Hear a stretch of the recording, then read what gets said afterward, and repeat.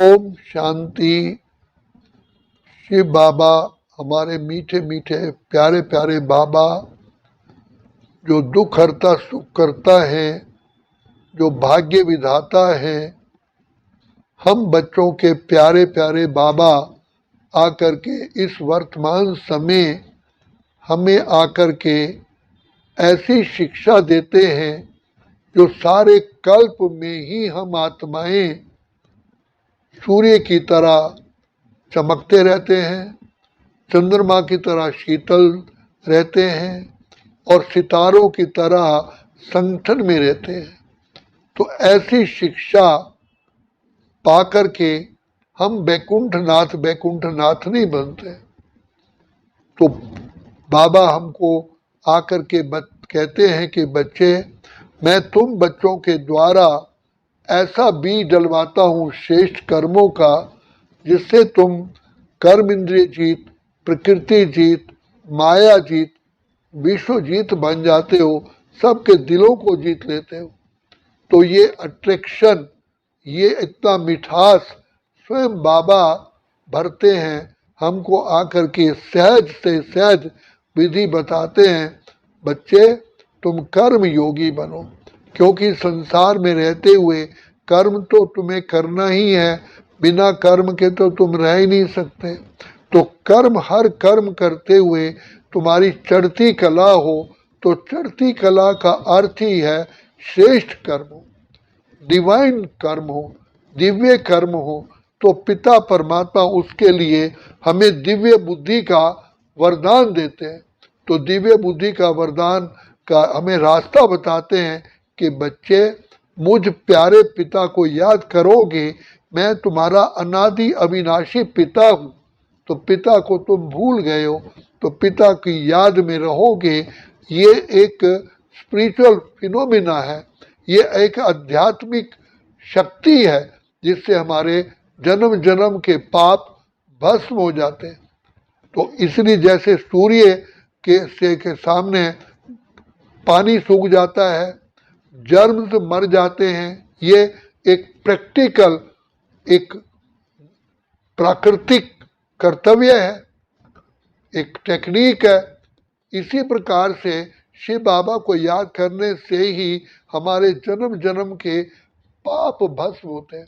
और शिव बाबा हमारा अति मीठा, अति प्यारा, अति स्नेही बाबा है। तो ऐसे प्यारे बाप को हमें याद करके अपने को धन्य धन्य मानना चाहिए। तो बाबा ने आकर के हमें अपना परिचय दिया, हमें अपनी भी पहचान दी, खुद की भी पहचान दी, और याद करने का भी हमको तरीका बताया। बच्चे, वर्तमान समय जितना तुम बाप को याद करोगे, तो ये बाप की याद कैसे आएगी? तो तुम विदेही बनो, अपने को आत्मा समझोगे, तो आत्मा समझने से आत्मा का पिता याद आएगा। तुम हो ही आत्मा, अजर अमर अविनाशी हो। तो आत्मा का बाबा कहते बार बार अभ्यास करो। बच्चे, मनन चिंतन करो, क्योंकि हमारे संस्कार 2 युगों से देह अभिमान के बने हुए हैं। बार बार हम अपने को देह समझ बैठे हैं।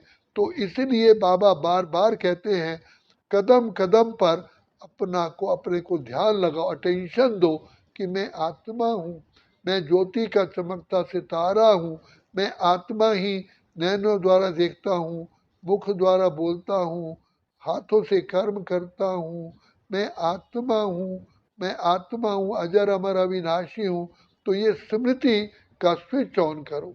तो स्मृति में आते ही सामर्थ्य आ जाता है, योग्यता आ जाती है।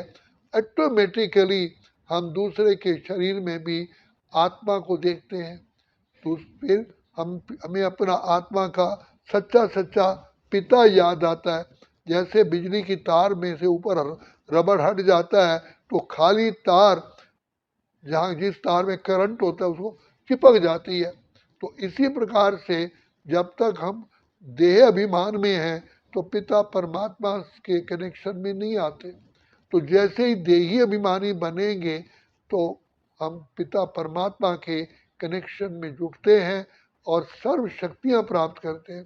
इसलिए बाप हमको कहते हैं बच्चे निराकारी, निरअहंकारी, निर्विकारी बनो। सबसे पहला पाठ ही है तुम निराकारी आत्माएं हो, निराकारी दुनिया के रहने वाले हो और निराकारी बाप की ही संतान हो। तुम आत्माएं अजर अमर अविनाशी हो। तुम देह में आकर के ये कार्य करते हो।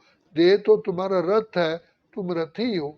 ये वस्त्र है जो इस सृष्टि नाटक में पार्ट बजाने के लिए तुम्हें ये वस्त्र ड्रेस मिली है।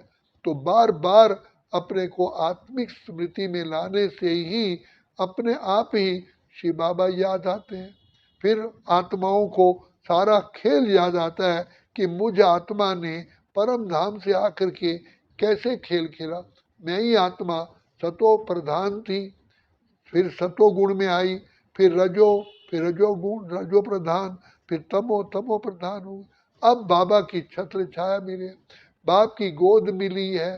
तो बाप की गोद का अभी ही मैं आत्मा लाभ उठा सकती हूँ, क्योंकि प्रभु प्राप्ति का, शिव बाबा से प्राप्ति करने का केवल अभी ही समय है।